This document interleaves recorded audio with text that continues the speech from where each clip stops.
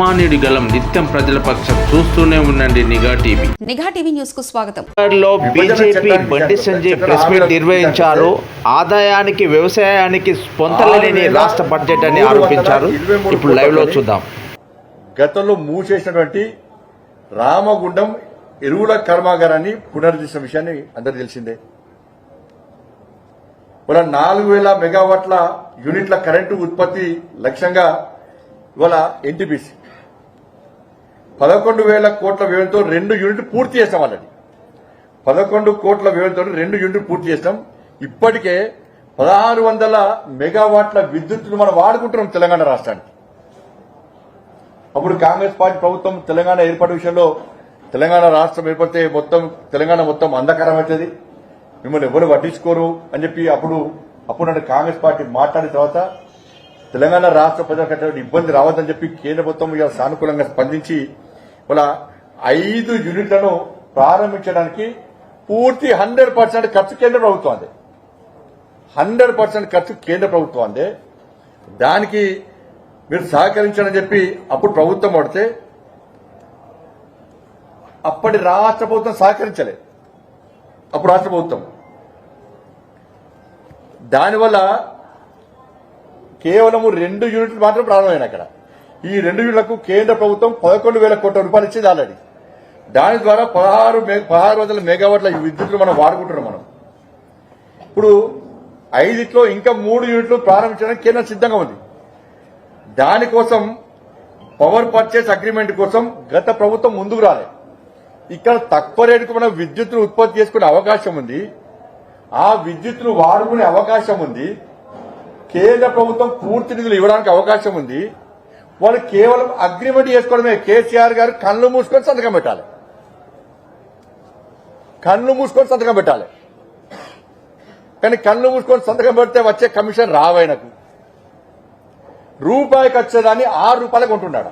పక్క రాష్ట్రాలతో రూపాయికి వచ్చే కరెంట్ దానికి పోయి 6 రూపాయలకి 7 రూపాయలకు కొంటున్నాడా, కమిషన్లు వస్తాయాడా? ఇది తెలంగాణ రాష్ట్ర ప్రజలు ఆలోచించాలి. ఇవాళ 5 యూనిట్లను ప్రారంభించడానికి సిద్ధంగా ఉన్నాం.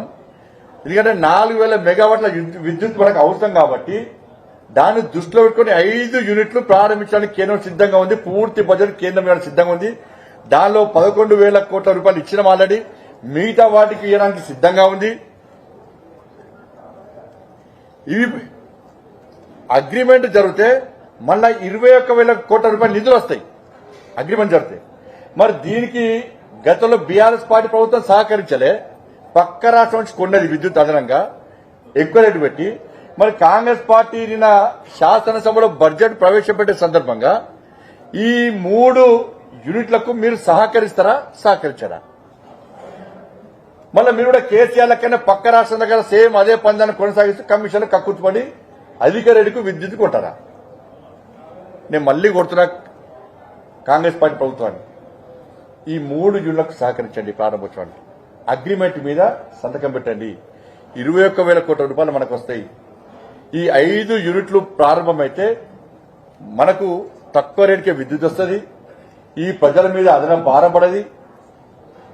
మీరు జేబులకి ఇస్తలేరు పైసలు, అవి ప్రజల పైసలు. అవి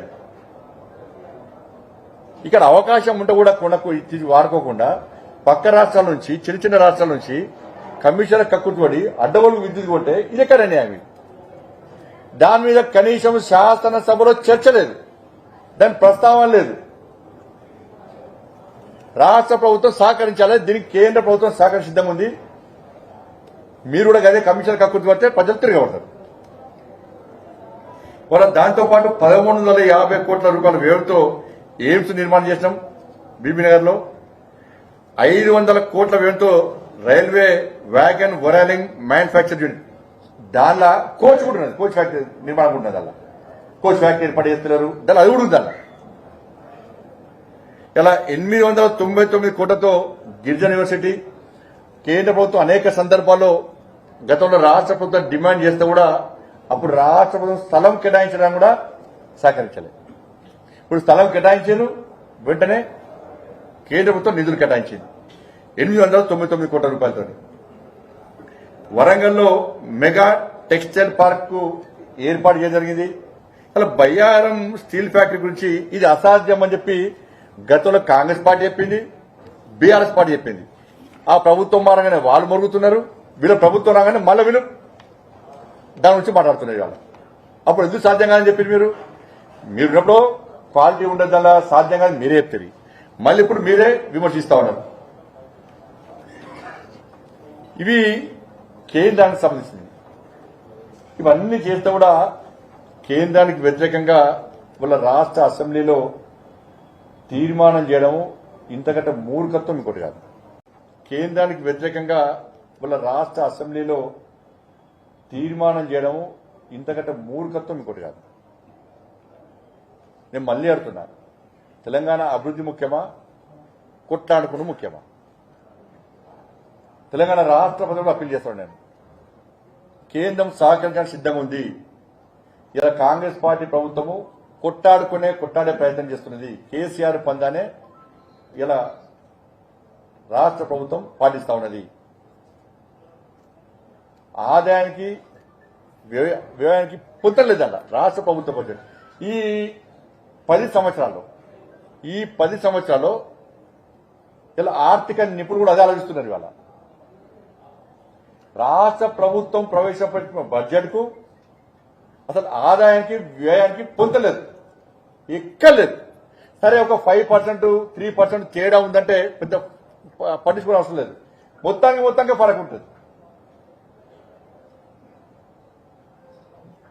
ప్రవేశపెట్టిన బడ్జెట్ కు ఖర్చుకు, ఆదాయానికి వ్యయానికి ఖర్చుకు అసలు ఏం పొందడం ఉండదు. ఉంటుంది 5%, 3-4%, 5% ఫరక్ ఉంటుంది. అలా మొత్తం దాని తగ్గట్టు చేయాలని కాదు.